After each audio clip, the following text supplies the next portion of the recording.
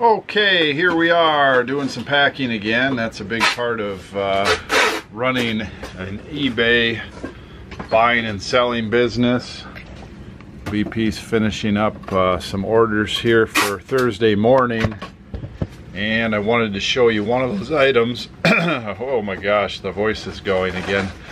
Wanted to show you one of the items this morning on The Crazy Picker Life with Wheeler, Dealer, and Banana Peeler.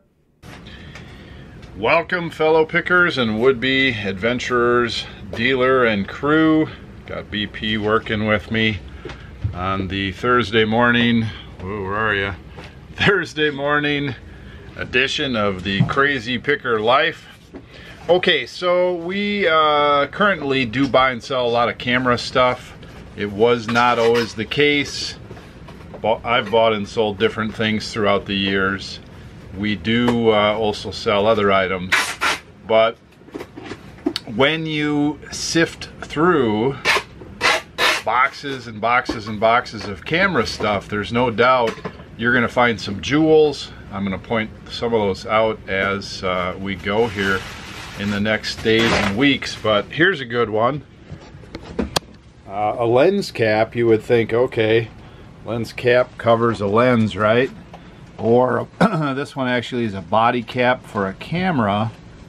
Nothing too special about it. It fits a certain Hasselblad X-Pan camera, rangefinder camera, panoramic rangefinder.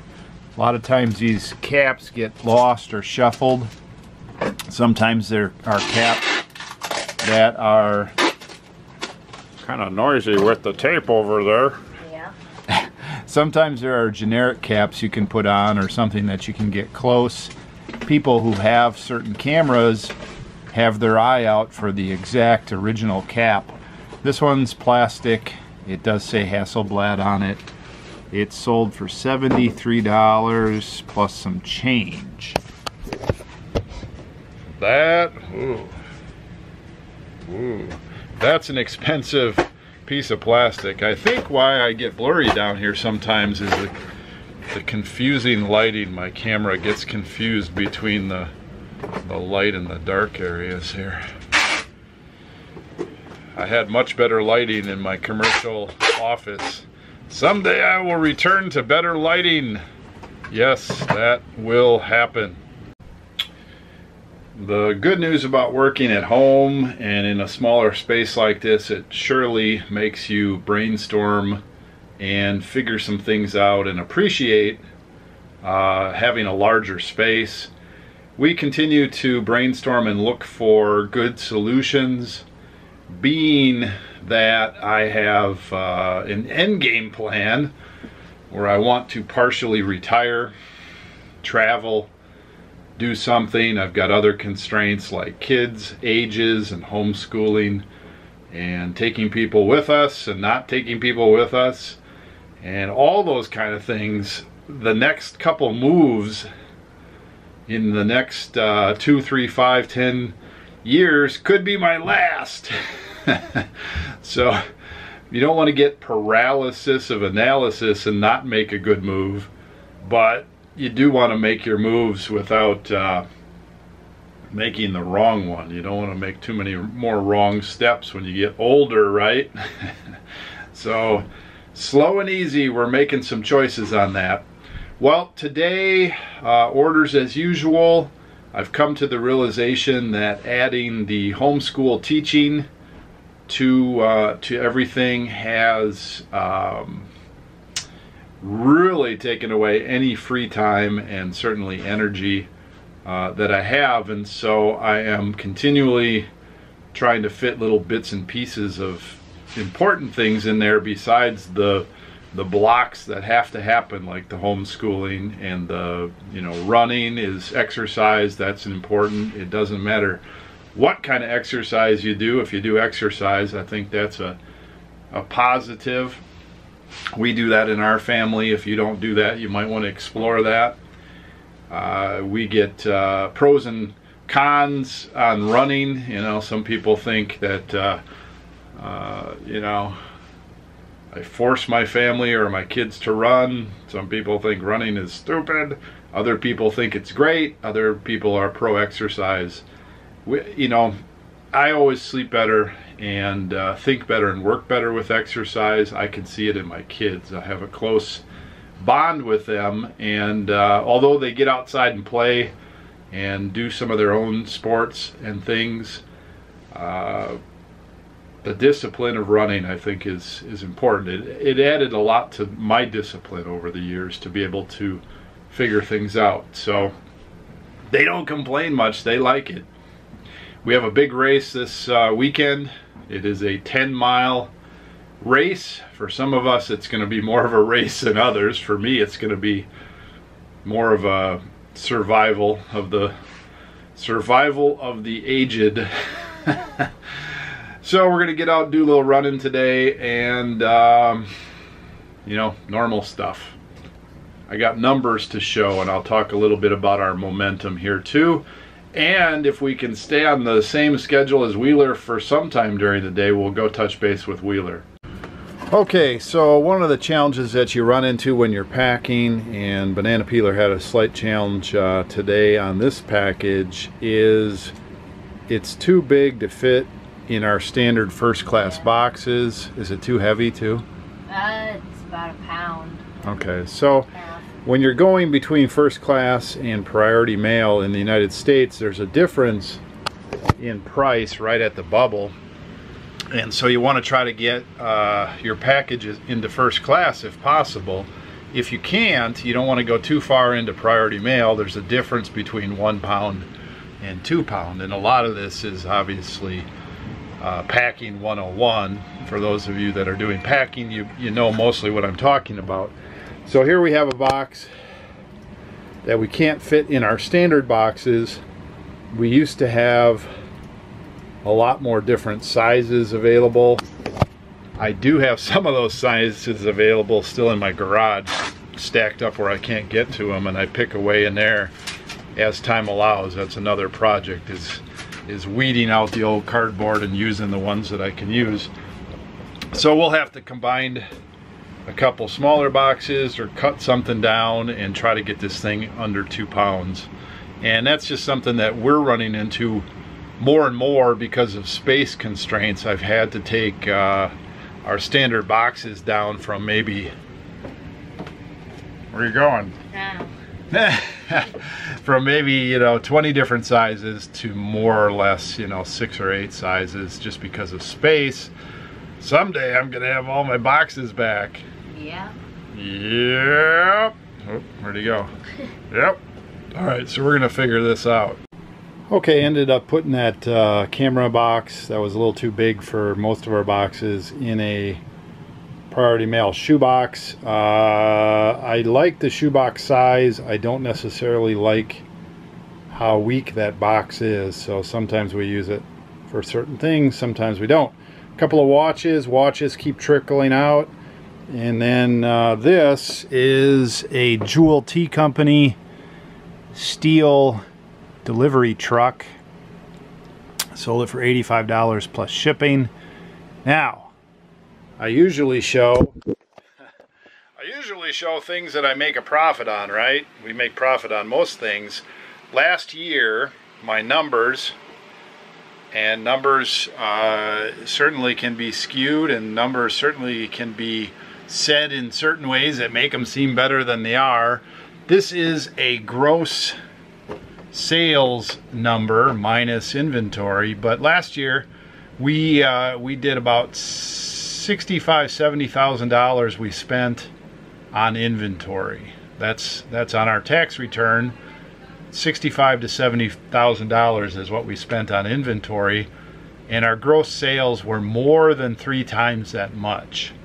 So inventory typically across the board, and there's other factors. Is your inventory growing? Is your inventory getting smaller? You have to report that at the end of the tax year. And then obviously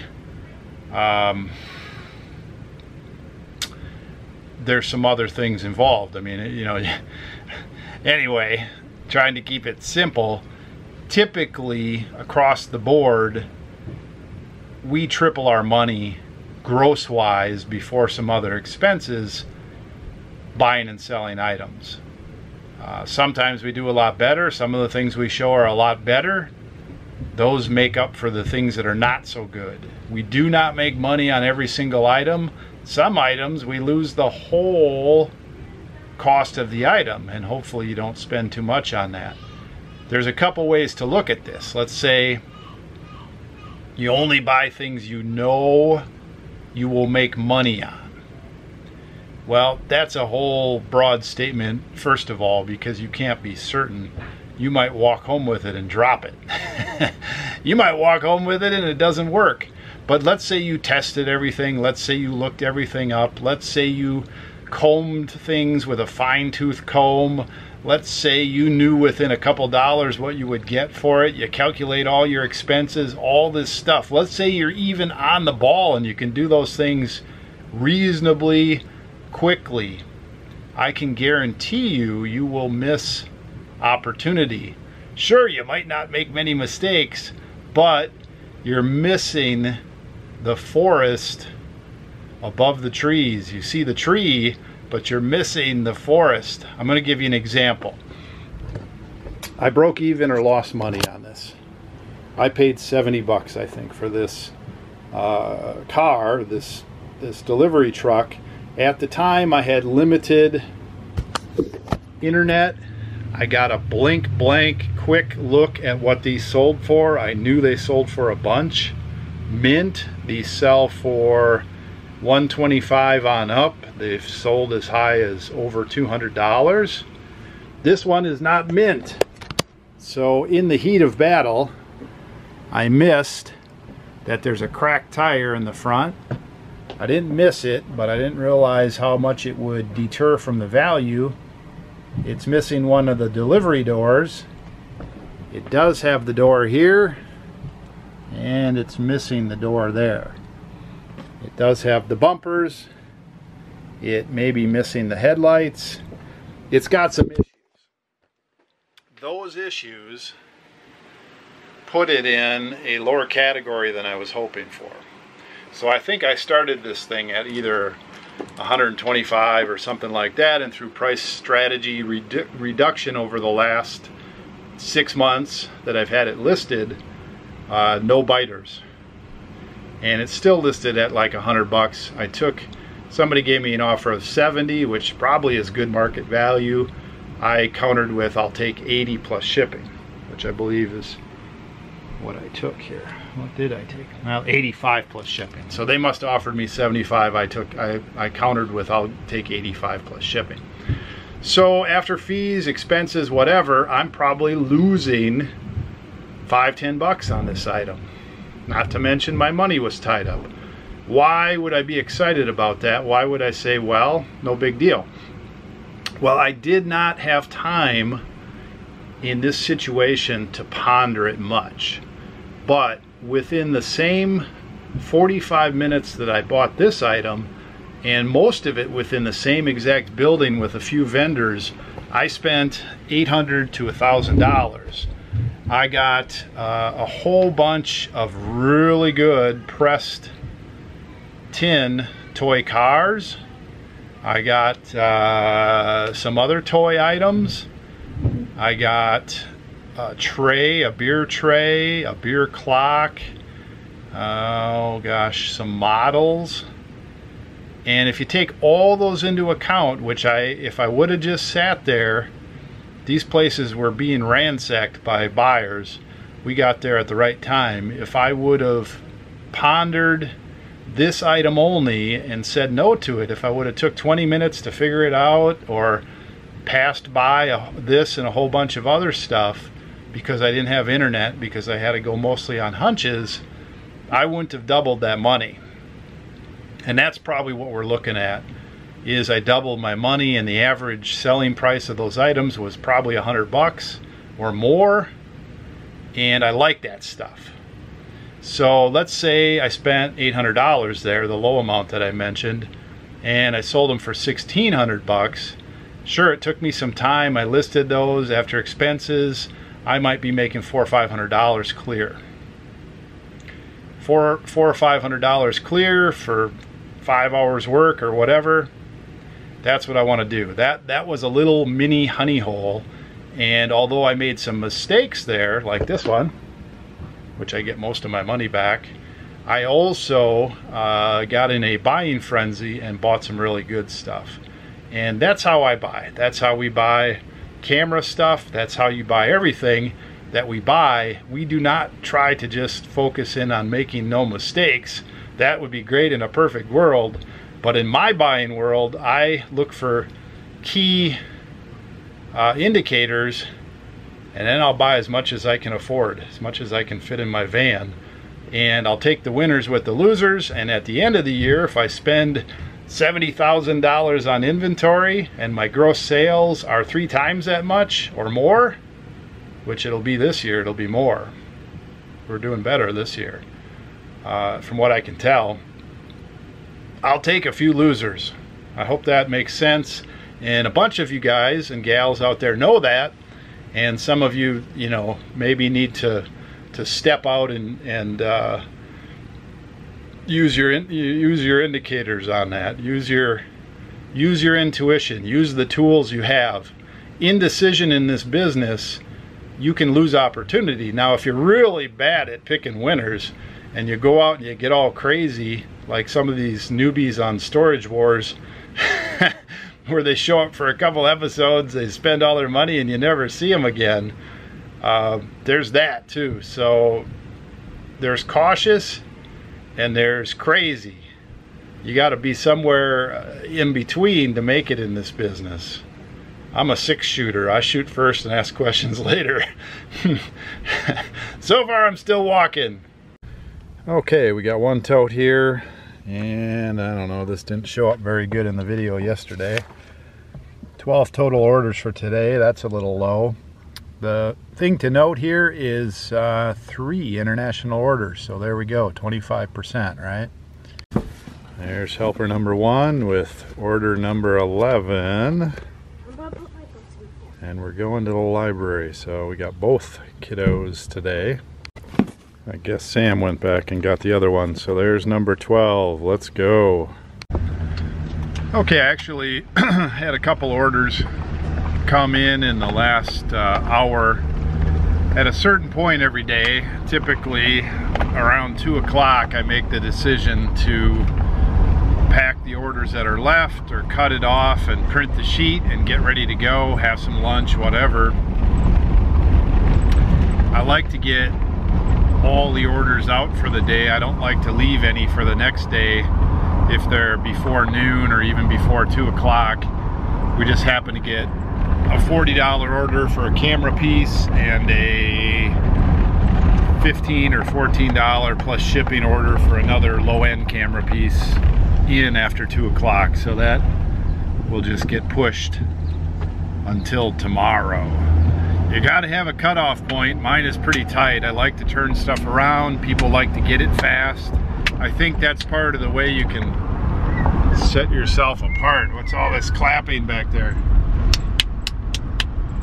I got 2 with me today. That's usually double the fun. Woohoo! All right, let's swing into the local U-Save Rose, secondhand Rose thrift store here and see if we can snag a $20 bill.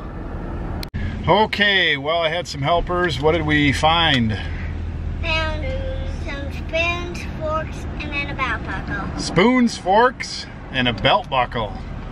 Well, I'll show them a little bit later. I've got a bag full of goodies. I think I paid $42. I may have paid $42 too much, but we'll see. I think I got some good stuff here, so I need some different stuff to look at and to play around with besides camera stuff, and then I may hand it off to Banana Peeler and let him list it. I don't know, or I may list it if it's good enough or if I need a diversion. Okay, well, I had a chance to look up these spoons a little bit and this Frisbee belt buckle. Let's go through these and what my thought pattern is on these belt buckles. We've had a lot of them. I recognize something that is a little bit oddball when I see it. paid $5.50 for this. It is vintage brass made by a company called Dyna Buckle out of Provo, Utah. So this one is not listed currently on eBay. If you go to Google, I could not find it either. So it's not very common. So what I typically will do then is I'll try to look at belt buckles from this maker, and then I'll look at what the range is from top to bottom when I first initially price this. It probably will sell pretty easily at $20 plus shipping. I may mark it at $29.99 to start with, and then it'll go on sale and it'll be reduced over time, and maybe we can get 25 bucks for it. Being uncommon, Frisbee's sort of a niche sport, and that's a good one. I would be very surprised if it went for under $20.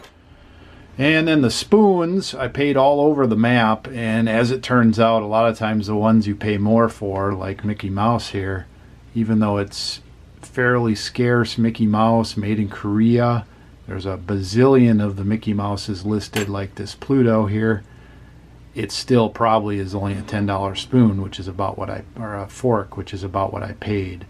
But you never know, so I just picked up all of them, even though that one was overpriced. $3 on the Pluto, probably could get 15 for that if I sold it alone. And then all these other ones are fairly interesting. There's a good old Gerber spoon there. There's one that's some sort of 1916 commemorative spoon. Whether it was made in 1916 or not, I am not sure. It certainly is old. Somebody's trying to get 100 bucks for it. Obviously that's probably too much. Some of these other ones, this is Norge, which is sort of a Norwegian theme. It has dragons and boats and things on there. That's pretty neat. This is a Mormon, I guess, spoon from the Mormon themed Salt Lake City, it says on it. And this is some sort of log cabin commemorative spoon. Most of these are sterling silver. Most of these have pretty good age on them. I bet none of these are newer than the 70s. Some of these probably go back 10, 20, 30 years before that. I'm probably going to sell these as a lot of 10 for 100 bucks plus shipping and see where it goes. So I paid 42. I should get out of this for at least double that, and I learned a bunch about spoons. That probably is the most important thing, is I forced myself to learn about spoons. I can hear next door that one of my kids is stuck in the bathroom. We've got a door that the lock sometimes sticks since it's from 1926. So I better get that figured out for him. Wow, that looks pretty good in there. I'm gonna start using the light tent because I noticed my pictures suck. So I used to not worry so much about pictures, but now that I have Kate using these and I'm seeing the pictures come through from an amateur picture taker, they're coming through really nice. Wheeler's been using a light tent of one kind or another for a long time. I used to use it, then I got lazy. I had a nice ceiling light set up, very bright all around. I had a nice table. It gave me a lot of space to lay things out. I don't like bending over and sticking my head in a light tent, but here I go. So there's my spoon lot. I'm gonna sell them all together. I'm gonna list them for $100 plus shipping. Get some real good zooms on all the detail and all the wording that says sterling, and we'll see how that that goes. Did you ever do that? Start your pictures and then realize that you forgot to remove the prices off them? Son of a gun. I'm gonna have to get my Q-tips and my whatever whatever I use that works. I better go get it. Okay, I use the 91% rubbing alcohol and a Q-tip. Okay, well, you would think I'm an amateur, but in reality it's just like running all day long, school, running around, orders, throughput, getting stuff ready for Kate for pictures, which I did get some stuff ready for her today. Picking up the pieces. I don't feel like, I just don't have a minute to myself. It's ridiculous. I don't know when that's going to end. Probably when I get a flow going. This momentum though is just accelerating it. No beer this week either. I'm sure nobody knew that. I like to have a few beers. I think it helps me relax. I don't have them every day, but maybe every third day or something I have a couple beers. None this week. I got to run 10 miles. I had to chill out, and it's going to help my run, but it's not helping. It's not helping everything else. So this is like day 6 or 7. I would like to have a beer. I really would. Dealer's addicted. There you go. Ah! Okay, as promised, a short update on the Momentum in-house contest. We're at about 29 days listing, and you can see the totals here. 59,000, almost 60,000 listed. In listed dollars, 1,164 listings. Now we got some negatives there. We're a couple thousand off the pace, and we're 84 listings off. And so we've been listing larger items, or at least Wheeler has, and it's been hard to get the 49 a day between us, and it's been hard to get the 2,400. Now if you take 60,000 and divide it by 29 days, you're going to see that we're listing over $2,000 a day, and if you do the 49 a day listings, we're doing pretty many listings a day. I don't have the statistics here, but we are off pace. We're still moving forward. At the end of the month, I may need to recalibrate, and that'll make that number bigger. 2418, we'll need to do more a day, and we'll need to list more a day. But we are, what, 30%? Almost 30% there. Is that right? 30%? And we're 29 days in. So I'm happy with that. I'd like to be caught up, but we had a rough week this week. Wheeler! Wow, there's a tote full of goodies. Yeah. What's in there? Stuff in there. Tripod plates, motor drives, battery grips, all kinds of different stuff. We were talking about that. What you been up to? You got lenses. A couple things left there. Let's see, 1 lot, 2 lots, and 1 single lens there. Oh, you're gonna put some of those lenses in lots? Yeah. There's the Zeiss Icon, Kineflex or whatever. Some of the valuable ones, not worth much. Yeah. Well, so whatever. $50 for a lot or whatever. Yeah, I'd rather get things in lots than sell little goobers. I was talking with everybody about. In great shape. That's the deal too. I was talking with people about how we implemented or talked about implementing a strategy where you're listing the higher price stuff. Yep. And I'm listing the lower price stuff, and it's taken us a little while to shake that out. But I think we're seeing that, like some of our sales this week were, you know, $100 average for 9 items for the day. Oh yeah, sure. So that's good for everybody. That expensive stuff doesn't sit in our back stock, and then you get paid and I get paid on it. Yep, works out. So what else is going on? Well, this Nikon camera's up after that, and this one camera body that's pictured already. So we got some chargers. Yep, chargers right there, and the cameras, and then the stuff in the tote. So yeah, so more listing, and then more listing, and then more listing. Always more to list. Are you ready for a 10-mile race? Yeah. You gonna run with me, or are you gonna run faster? I'm not gonna be running that fast. I know that. I know you. You'll go out. Yeah, and we'll see. So 7-minute pace. Yeah. Somewhere around there. That's pretty slow. Yeah.